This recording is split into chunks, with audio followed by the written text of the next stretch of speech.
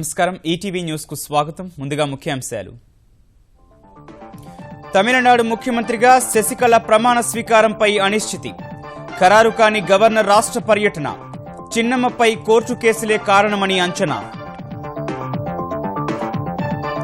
కేంద్ర నిధుల వినియోగంలో జాప్యంపై చంద్రబాబు ఆగ్రహం. తక్షణం ధ్రువపత్రాలు పంపి 5,000 కోట్ల బకాయిలు పొందాలని అధికారులకు ఆదేశం.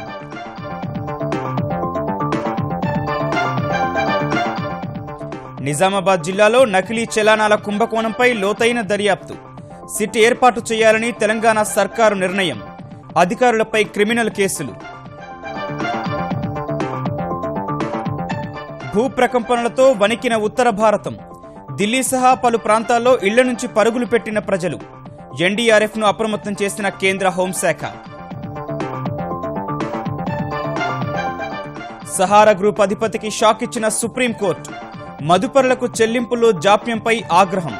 39,000 కోట్ల విలువైన ఆస్తుల అటాచ్మెంట్కు ఆదేశం.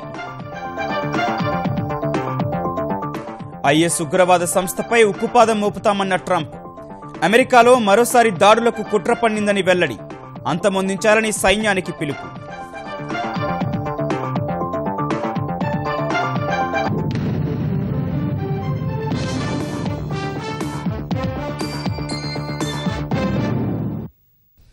తమిళనాడు ముఖ్యమంత్రిగా నేడు శశికళ ప్రమాణ స్వీకారంపై అనిశ్చితి నెలకొంది. గవర్నర్ విద్యాసాగర్ రావు తమిళనాడు పర్యటన ఖరారు కాకపోవడమే కారణమని తెలుస్తోంది. వారంలోగా అక్రమాస్తుల కేసులో సుప్రీంకోర్టు తీర్పు ఇవ్వనున్నందున ఆయన వేచి చూసే ధోరణిలో ఉన్నారని సమాచారం. అన్నాడీఎంకే శాసనసభాపక్ష నేతగా ఎన్నికైన శశికళ తమిళనాడు ముఖ్యమంత్రిగా ప్రమాణ స్వీకారం వాయిదా పడే సూచనలు కనిపిస్తున్నాయి. ఇవాళ ప్రమాణ స్వీకారానికి చెన్నైలోని మద్రాస్ యూనివర్సిటీ సెంటినరీ ఆడిటోరియంలో ఏర్పాట్లు చేస్తున్నప్పటికీ ముహూర్తం ఖరారు కాలేదు. తమిళనాడు ఇన్ఛార్జ్ గవర్నర్గా ఉన్న విద్యాసాగర్ రావు రాష్ట్ర పర్యటన ఖరారు కాకపోవడమే ఇందుకు కారణం. ఫలితంగా శశికళ ముఖ్యమంత్రిగా ప్రమాణ స్వీకారం ఎప్పుడు చేస్తారనే విషయంపై సందిగ్ధత నెలకొంది. మరోవైపు శశికళకు వ్యతిరేకంగా కోర్టుల్లో పలు కేసులు పెండింగ్లో ఉన్నాయి. ఆదాయానికి మించి ఆస్తుల కేసులో జయలలితతో పాటు శశికళ, ఆమె బంధువులపై అభియోగాలుండగా ఈ కేసులో సుప్రీంకోర్టు త్వరలోనే తీర్పు వెలువరించనుంది. ఆ తీర్పు శశికళకు వ్యతిరేకంగా వస్తే ముఖ్యమంత్రిగా కొనసాగడం ప్రశ్నార్థకమవుతుంది. మరోవైపు ముఖ్యమంత్రిగా శశికళ ప్రమాణ స్వీకారం చేయకుండా అడ్డుకోవాలంటూ చెన్నైకి చెందిన సెంథిల్ కుమార్ సుప్రీంకోర్టులో ప్రజా ప్రయోజన వ్యాజ్యం దాఖలు చేయగా ఆ కేసు ఇవాళ విచారణకు రానుంది. జయలలిత అక్రమాస్తుల కేసులో శశికళ దోషిగా తేలితే ఆమె ముఖ్యమంత్రి పదవి నుంచి వైదొలగాల్సొస్తుందని, అదే జరిగితే రాష్ట్రంలో శాంతి భద్రతలకు విఘాతం కలుగుతుందని పిటిషనర్ తెలిపారు. ఈ కారణాలతో శశికళ ప్రమాణ స్వీకారం విషయంలో గవర్నర్ వేచి చూసే ధోరణిని అవలంబిస్తున్నారనే వాదన వినిపిస్తోంది. ఈ అంశంపై న్యాయ సలహా కూడా తీసుకుంటున్నట్లు తెలుస్తోంది. ఈ క్రమంలో ఇవాళ కోయంబత్తూర్లోని ఓ విశ్వవిద్యాలయంలో జరిగే కార్యక్రమానికి గవర్నర్ హాజరు కావాల్సి ఉన్నప్పటికీ అది రద్దయినట్లు యూనివర్సిటీ ప్రకటించింది. రాత్రి వరకు ఢిల్లీలో ఉన్న గవర్నర్ అక్కడి నుంచి నేరుగా ముంబై వెళ్లారు. అన్నాడీఎంకే వర్గాలు మాత్రం ముఖ్యమంత్రి పీఠం అధిష్ఠించేందుకు శశికళకు అన్ని అర్హతలున్నాయని, శాసనసభాపక్ష నేతగా ఎన్నికైన ఆమెను ప్రభుత్వ ఏర్పాటు కోసం గవర్నర్ ఆహ్వానించారని డిమాండ్ చేస్తున్నాయి. కేంద్ర నిధులను సక్రమంగా వినియోగించుకుని వివిధ శాఖలపై ముఖ్యమంత్రి చంద్రబాబు తీవ్ర అసంతృప్తి వ్యక్తం చేశారు. దాదాపు 5,000 కోట్ల రూపాయల నిధులను సక్రమంగా వినియోగించుకోలేకపోవడంపై సోమవారం వివిధ శాఖల అధిపతులు జరిగిన సమావేశంలో ఆయన ఆగ్రహం వ్యక్తం చేశారు. అమరావతి సచివాలయంలో ముఖ్యమంత్రి చంద్రబాబు మంత్రులతో కలిసి వివిధ శాఖాధిపతులు, కార్యదర్శులు, ముఖ్య కార్యదర్శులతో నిర్వహించిన ఉన్నతస్థాయి సమీక్షలో పాలనలో అనేక చోట్ల నిర్లక్ష్యం బయటపడింది. మీలో కేంద్ర బడ్జెట్ చదివిన వారు ఎంతమందంటూ చంద్రబాబు అడిగిన ప్రశ్నకు అధికారులు ఖంగుతిన్నారు. చాలా మంది తాము బడ్జెట్ చదవలేదని చెప్పగా, కొంతమంది కొంత చదివామని, పత్రికల్లో చదివామని ఇంకొందరు తెలిపారు. కేంద్ర బడ్జెట్ పూర్తిగా చదవకపోతే కేంద్రం నుంచి వచ్చే నిధుల గురించి ఏం తెలుస్తుందని చంద్రబాబు నిలదీసినట్లు సమాచారం. ప్రతి శాఖ పనితీరును సమీక్షించిన ఆయన ఆ శాఖ నిధులు వినియోగించుకున్న తీరును క్షుణ్ణంగా పరిశీలించినట్లు తెలిసింది. కేంద్రం నుంచి వస్తున్న నిధుల్ని సక్రమంగా వినియోగించుకోకుండా అలసత్వం వహిస్తున్న శాఖలపై ఆయన ఆగ్రహం వ్యక్తం చేశారు. కేంద్రం నుంచి రాష్ట్రానికి వివిధ పథకాల కింద ఇంకా 5,418 కోట్లు రావాల్సి ఉందని లెక్కగట్టిన అధికారులు ఏ శాఖకు ఎంత నిధులు మంజూరు చేసింది, ఇప్పటివరకు ఎంత ఖర్చు చేశారు, ఎంత రావాల్సి ఉంది, నిధులు ఎందుకు రాలేదనే వివరాల్ని చంద్రబాబుకు తెలిపారు. చాలా విభాగాలు కేంద్ర నిధుల్ని వినియోగించుకున్నప్పటికీ దానికి సంబంధించిన వినియోగ ధృవపత్రాన్ని కేంద్రానికి పంపకపోవడాన్ని సీఎం తప్పుబట్టారు. ఫలితంగా కేంద్రం నిధులు పంపకుండా నిలిపివేసిన విషయంపై ఆయా శాఖాధిపతుల్ని సీఎం ప్రశ్నించినట్లు తెలిసింది. కేంద్ర నిధుల్ని సద్వినియోగం చేసుకోకపోవటం సహా కనీసం బడ్జెట్ కూడా చదవకపోవటం ఎంతవరకు సమంజసమని ఆగ్రహించినట్లు తెలిసింది. ఆంధ్రప్రదేశ్ ఆర్థిక కష్టాలతో కొట్టుమిట్టాడుతుంటే సవాళ్లను అధిగమిస్తూ అభివృద్ధి పథంలో నడిపేందుకు నిరంతరం తాను కృషి చేస్తుంటే నిర్లక్ష్యం ఈ స్థాయిలో ఉండటమేంటని ఆక్షేపించారు. బడ్జెట్ను చదివి 3 రోజుల్లో ఆర్థిక శాఖకు తాజా ప్రతిపాదనలు పంపాలని సూచించారు. ఆర్థిక సంవత్సరం ముగియడానికి కొన్ని రోజులు మాత్రమే ఉన్నందున త్వరితగతిన అన్ని పెండింగ్ దస్త్రాల బూజు దులపాలని చంద్రబాబు పాలనా యంత్రాంగానికి దిశానిర్దేశం చేశారు. కేంద్రం నుంచి ఎక్కువ నిధులను రాబట్టుకునేలా కార్యాచరణ సిద్ధం చేయాలని తెలంగాణ పంచాయతీరాజ్ గ్రామీణాభివృద్ధి శాఖ మంత్రి జూపల్లి కృష్ణారావు అధికారులను ఆదేశించారు. తన శాఖలకు కేంద్రం నుంచి వస్తోన్న నిధులు, కార్యక్రమాల అమలుపై సీఎస్ ఎస్పీ సింగ్ అధికారులతో సమీక్షించిన మంత్రి కేంద్ర బడ్జెట్ కేటాయింపులను పూర్తి స్థాయిలో అధ్యయనం చేసి అందుకు అనుగుణంగా కార్యక్రమాలు రూపకల్పన చేయాలని సూచించారు. ఉపాధి హామీ పనుల వివరాలను నిత్యం ఆన్లైన్లో పొందుపరచాల్సిందేనన్న జూపల్లి అన్ని ప్రభుత్వ పాఠశాలల్లో మరుగుదొడ్ల నిర్మాణానికి ప్రణాళిక సిద్ధం చేయాలని ఆదేశించారు. సీసీ రహదారుల నిర్మాణానికి అన్ని జిల్లాల నుంచి తక్షణమే ప్రతిపాదనలు పంపాలని సూచించారు. తపాలా కార్యాలయాల్లో బయోమెట్రిక్, ఐరిస్ విధానాన్ని అందుబాటులో ఉంచాలని పోస్ట్ మాస్టర్ జనరల్ ఎలీషాను కోరారు. తపాలా కార్యాలయాలు అందుబాటులో ఉన్న గ్రామాల్లో వాటి ద్వారా పింఛన్ చెల్లింపులు జరిగేలా చర్యలు తీసుకోవాలని స్పష్టం చేశారు. పింఛన్లు పూర్తిగా బయోమెట్రిక్, ఆధార్ సీడింగ్తోనే చేపట్టాలని ఆదేశించారు. గ్రామాల్లో నగదు రహిత లావాదేవీలను పెంచే దిశగా గూగుల్ ప్రతినిధులతో జూపల్లి చర్చించగా 10 జిల్లాల్లో అవగాహన కార్యక్రమం చేపట్టేందుకు వారు సంసిద్ధత వ్యక్తం చేశారు. పేదవాడి సొంతింటి కల నిజం చేయాలన్న ముఖ్యమంత్రి కేసీఆర్ ఆశయాలకు అనుగుణంగా అధికారులు పనులు వేగవంతం చేయాలని తెలంగాణ పురపాలక మంత్రి కేటీఆర్ సూచించారు. సోమవారం హైదరాబాద్లో రెవెన్యూ, జీహెచ్ఎంసీ, గృహ నిర్మాణ అధికారులతో సమీక్ష నిర్వహించిన ఆయన మహానగరంలో ఇళ్ల నిర్మాణం కోసం చేపడుతోన్న చర్యలపై ఆరా తీశారు. టెండర్లు పిలవడం, పూర్తయిన చోట పనులు ప్రారంభించడం సహా ప్రభుత్వ శాఖల వద్ద ఖాళీగా ఉన్న స్థలాలు గుర్తించి నివేదిక తయారు చేయాలని తెలిపారు. స్వచ్ఛంద సంస్థల సహకారంతో మురికివాడల ప్రజల్లో చైతన్యం తీసుకొచ్చి ఆ బస్తీలను సుందరంగా తీర్చిదిద్దాలని సూచించారు. భారీ గృహ నిర్మాణ ప్రాజెక్టులు చేపట్టే సంస్థలు 2 పడకగదుల ఇళ్ల నిర్మాణంలో పాలు పంచుకునేలా ఒప్పించాలని కోరారు. ఉత్తర భారతంలో పలుచోట్ల రాత్రి వచ్చిన భూప్రకంపనలు ప్రజలను భయకంపితులు చేశాయి. రాత్రి 10:30 గంటల సమయంలో ఢిల్లీ, నోయిడా, ఉత్తరాఖండ్, ఉత్తరప్రదేశ్, హిమాచల్ ప్రదేశ్ ప్రాంతాల్లో సుమారు 30 సెకండ్ల పాటు ప్రకంపనలు చోటు చేసుకోగా ప్రజలు భయాందోళనకు గురై ఇళ్ల నుంచి బయటకు పరుగులు పెట్టారు. రెక్టర్ స్కేల్పై ప్రకంపనల తీవ్రత 5.8గా నమోదవగా భూకంప కేంద్రాన్ని ఉత్తరాఖండ్ రుద్రప్రయాగ్ సమీపంలో గుర్తించారు.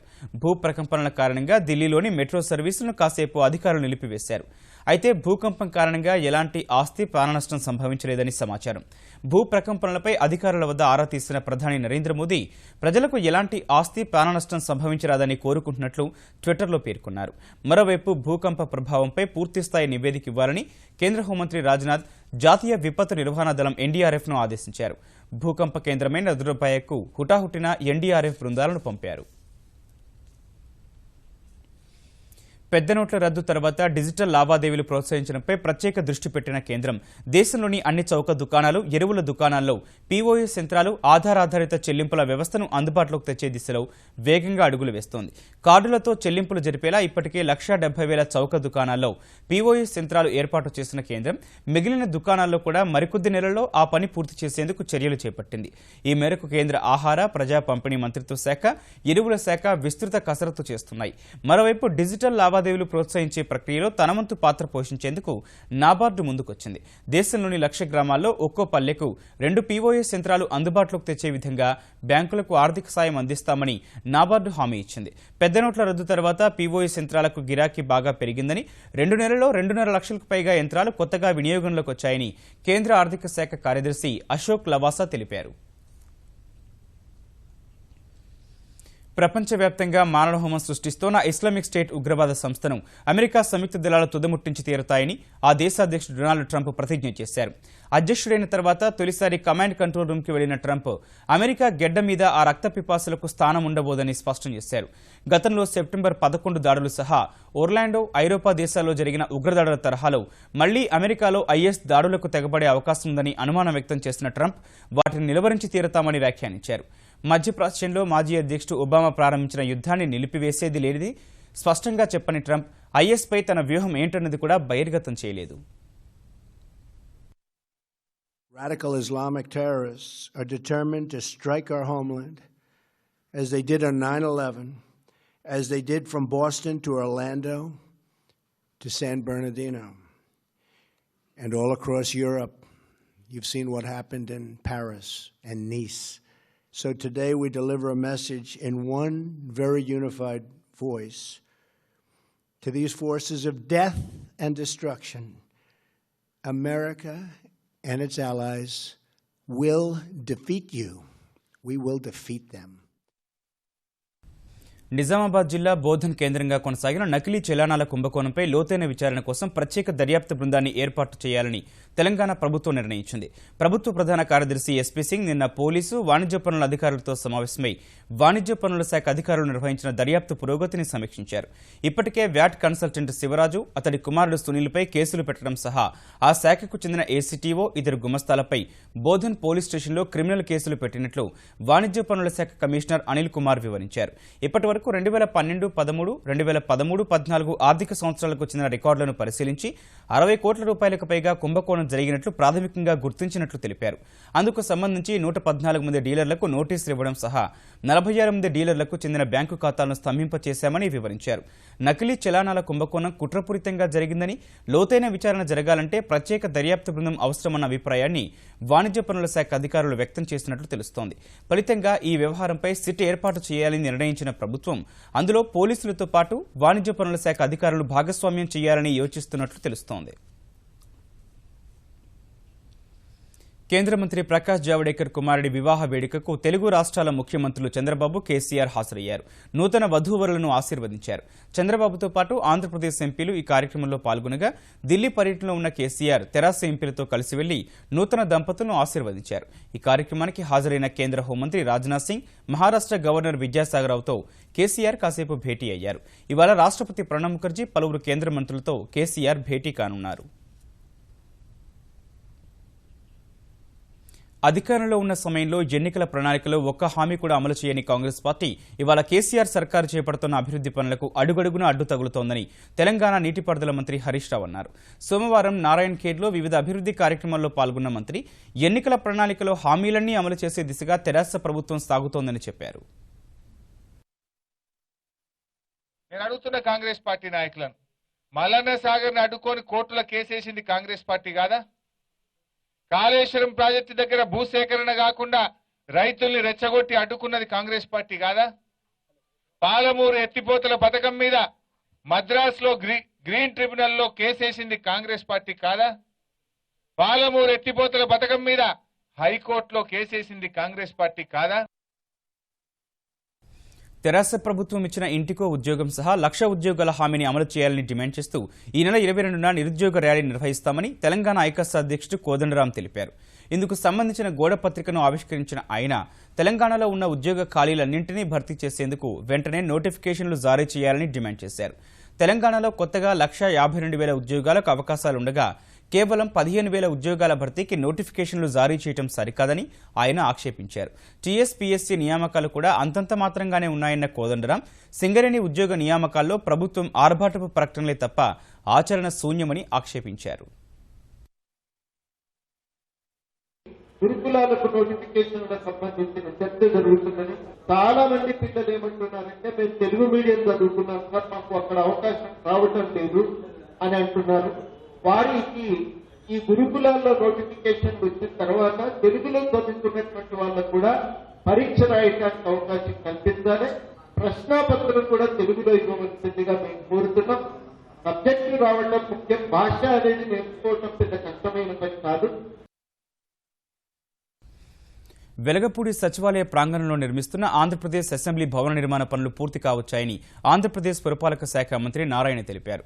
శాసనసభ భవన నిర్మాణ పనులను పరిశీలించిన ఆయన సభ్యులకు ఏర్పాటు చేసిన కుర్చీలు, మైక్లు, సభాపతి ఆసీనులయ్యే ప్రాంతాలను పరిశీలించారు. పనులు జరుగుతున్న తీరును అధికారులను అడిగి తెలుసుకున్నారు. ఈ విధంగా ఈ యొక్క అసెంబ్లీ తర్వాత కౌన్సిల్ రెండు కూడా ఈ నెల 10వ తేదీ దాదాపు పూర్తి చేస్తున్నారు. చేస్తానే హ్యాండ్ ఓవర్ చేయటం, ఆ తర్వాత వాళ్ళు హైదరాబాద్ నుంచి అక్కడ ఉన్న ఆఫీస్లో ఉన్న మొత్తం ఇన్ఫ్రాస్ట్రక్చర్ మొత్తం షిఫ్ట్ చేసుకుంటారు. తర్వాత ముఖ్యమంత్రి గారు డేట్లు నిర్ణయించే దాన్ని బట్టి అసెంబ్లీ కౌన్సిల్ స్టార్ట్ అవుతుంది. ముఖ్యమంత్రి చంద్రబాబు విజ్ఞప్తి మేరకు అమరావతి ప్రాంతంలో రైతులకు మూలధనంపై పన్నును మినహాయిస్తూ కేంద్రం నిర్ణయం తీసుకున్నందుకు ఆ ప్రాంత రైతులు ఆర్థిక మంత్రి అరుణ్ జైట్లీకి నేరుగా కృతజ్ఞతలు చెప్పనున్నారు. ఇందుకోసం రాత్రి 60 మంది రైతులు, 3 ఆంధ్రప్రదేశ్ మంత్రులతో కూడిన బృందం విజయవాడ నుంచి బయలుదేరి ఢిల్లీకి చేరుకుంది. ముందుగా జైట్లీని సత్కరించనున్న రైతుల బృందం మూలధనంపై పన్ను మినహాయింపును ఇంకొన్నేళ్లు పొడిగించేలా చర్యలు తీసుకోవాలని కోరనున్నారు. ల్యాండ్ పూలింగ్లో ఉన్నటువంటి అందరికీ క్యాపిటల్ గెయిన్స్ వచ్చింది. అయితే 2 సంవత్సరాలు వచ్చింది. దీన్ని 10 సంవత్సరాలు చేస్తే రైతులు ఇంకా బాగా సంతోషంగా ఉండేటువంటి అవకాశం. 2 సంవత్సరాలు అనేటువంటి దానికన్నా 10 సంవత్సరాలు కనుక ఇచ్చినట్లయితే దీనివలన సుమారు ఒక 10,000 కోట్లు 10 ఏళ్లలో రైతులు బెనిఫిట్ పొందేటువంటి అవకాశం ఉంది. మహిళా సాధికారత సాధనే లక్ష్యంగా ఈ నెల 10 నుంచి విజయవాడలో జరిగే మహిళా పార్లమెంట్ సదస్సుకు లోక్సభాపతి సుమిత్రా మహాజన్ను ఆంధ్రప్రదేశ్కు మహిళా ప్రజాప్రతినిధులు, మంత్రులు కలిసి ఆహ్వానించారు. సుమిత్రతో పాటు పలువురు మహిళా మంత్రులు వివిధ పార్టీల మహిళా ఎంపీలకు కూడా కలిసి సదస్సు విజయవంతమయ్యేందుకు సహకరించాలని కోరారు. కేంద్ర మంత్రి సుజనా చౌదరి, ఆంధ్రప్రదేశ్ గనుల మంత్రి పీతల సుజాత, ఇతర తెలుగుదేశం ఎంపీలతో కలిసి ఢిల్లీలోని కాన్స్టిట్యూషన్ క్లబ్లో సమావేశం నిర్వహించారు. ఈ సమావేశానికి Trinamool Congress MP Moonmoon Sen, CPM MP Shrimati teacher, Bhajapa నుంచి మీనాక్షి లేఖి, ముంతాజ్ హాజరై దేశంలో తొలిసారి జరుగుతోన్న ఈ తరహా సదస్సుకు తప్పనిసరిగా హాజరవుతామని తెలిపారు. Intention is to invite various people who are already successful in various walks of their lives. The whole idea of our Honorable Chief Minister is that to inspire the women, the successful women to come and talk, deliver how they have successfully achieved and occupied certain positions, so thereby the young girls will get inspired. Through institutions like this for the first time, and because I don't know very much about it, but I do hope to after 2 or 3 meetings and working with them. I wish this body the best of luck, and I don't have to mention that I'm very fond of Andhra and will be very happy to go and attend the first day of the seminar. Telangana సర్వతోముఖాభివృద్ధి కోసం ముఖ్యమంత్రి కేసీఆర్ అహర్నిశలు కృషి చేస్తున్నారని సినీ రచయిత పరుచూరి గోపాలకృష్ణ ప్రశంసలు కురిపించారు. ఎన్టీఆర్ పేదలకు గదిని నిర్మిస్తే కేసీఆర్ 2 పడక గదుల ఇళ్లు నిర్మిస్తున్నారని సంతోషం వ్యక్తం చేశారు. సచివాలయంలో తెలంగాణ ప్రభుత్వ సలహాదారు కెవి రమణాచారితో కలిసి నాగబాల సురేష్ కుమార్ రచించిన తెలంగాణ కోటలు అనే గ్రంథాన్ని ఆయన ఆవిష్కరించారు. 25 కోటల గురించి తెలుసుకునే అవకాశాన్ని రచయిత కల్పించారని రమణాచారి తెలిపారు. కేసీఆర్ గారంటే మామూలాడు కాదండి. రాజును చూస్తేనే సైనికుడు పోరాడతాడు. రాజుకు దమ్ము లేకపోతే సైనికుడికి దమ్ము ఉండదు. కాబట్టి దమ్మున్న నాయకుడు కేసీఆర్ గారు, మనసున్న నాయకుడు కేసీఆర్ గారు. తను ఎక్కడ పుట్టాడో ఆ గడ్డకి న్యాయం చేయడం కోసం ఎంత పోరాడుతున్నాడో నిత్యం మనం చూస్తున్నాం. ఆయన రైతులు పొలాల్లోకి నీళ్లు పరిగెత్తుని మీరు చూశారు నిన్న 60,000. ఎంత ఆనందం వేస్తుందో చూస్తా అంటే, అబ్బా పోరాటమే కాదు పోరాడిన దాని ఫలితాలు కూడా ఈయన అందిస్తున్నాడు. అలాంటి మహానుభావుడికి ఈ పుస్తకం అంకితం చేయడం నిజంగా నీ జన్మ ధన్యం. తిరుపతి శ్రీ గోవిందరాజస్వామి తెప్పోత్సవాలు 3వ రోజు శోభాయమానంగా సాగాయి. స్వామివారు శ్రీ కళ్యాణ వెంకటేశ్వర స్వామి అవతారంలో దేవేరులతో కలిసి జల విహారం చేశారు. పుష్కరిణిలో 5 సార్లు విహరించి భక్తులకు అభయ ప్రదానం చేశారు. ఇవాళ ఆండాళ అమ్మవారితో కలిసి శ్రీకృష్ణస్వామి రూపంలో గోవిందరాజస్వామి వారు పుష్కరిణిలో విహరించనున్నారు.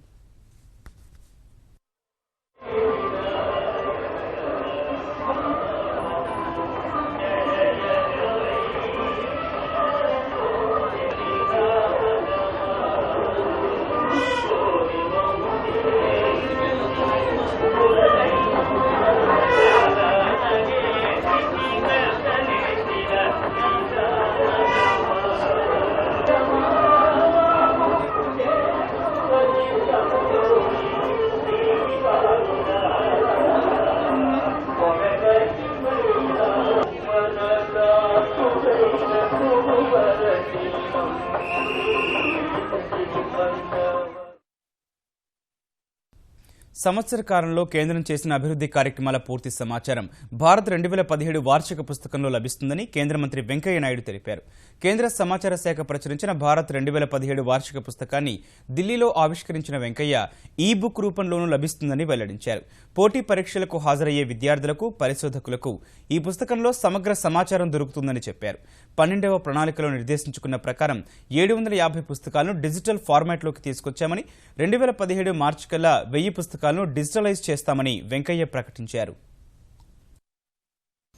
We have to move towards that system, and then the government is determined to move towards that system. And the ultimate answer is digitization, digital transfer of information, digital transfer of even currency, money also, and then transactions also. That will go a long way in fighting corruption, in arresting black money. That's why the Prime Minister wants a clean India, a strong India, a stable India. So this, my department's today's attempt to bring the e-version is really laudable. I hope the people will catch it up. మదుపర్ల వద్ద అక్రమంగా భారీ మొత్తంలో డబ్బులు వసూలు చేసిన Sahara కేసులో supreme court కీలక ఆదేశాలు జారీ చేసింది. ఆ సంస్థకు చెందిన 39,000 కోట్ల రూపాయల ఆస్తులను అటాచ్ చేయాలని ఆదేశించింది. పూణేలోని ప్రఖ్యాత ఆంబీ వ్యాలీలో సహారా ఇండియా పరివార్కు చెందిన ఆస్తులను అటాచ్ చేయాలని సూచించింది. మిగిలిన 14,000 కోట్ల రూపాయల అసలు మొత్తాన్ని రాబట్టుకునేందుకు తనఖా పెట్టని ఆస్తుల వివరాలను సమర్పించాలని సహారాను న్యాయస్థానం ఆదేశించింది. మదుపర్ల వద్ద అక్రమంగా భారీ మొత్తంలో డబ్బులు వసూలు చేసిన కేసులో సహారా అధినేత సుబ్రతారాయ్ అరెస్టై ప్రస్తుతం పెరోల్పై బయట ఉన్నారు. ఈ వ్యవహారంలో సహారా సంస్థ 24,000 కోట్ల రూపాయలు సహా వడ్డీ చెల్లించాల్సి ఉంది. సహారా గ్రూప్ ఇప్పటి వరకు కోర్టుకు 600 కోట్ల రూపాయలను డిపాజిట్ చేసింది. ఈ కేసుపై తదుపరి విచారణ సుప్రీంకోర్టు ఈ నెల 20కి వాయిదా వేసింది.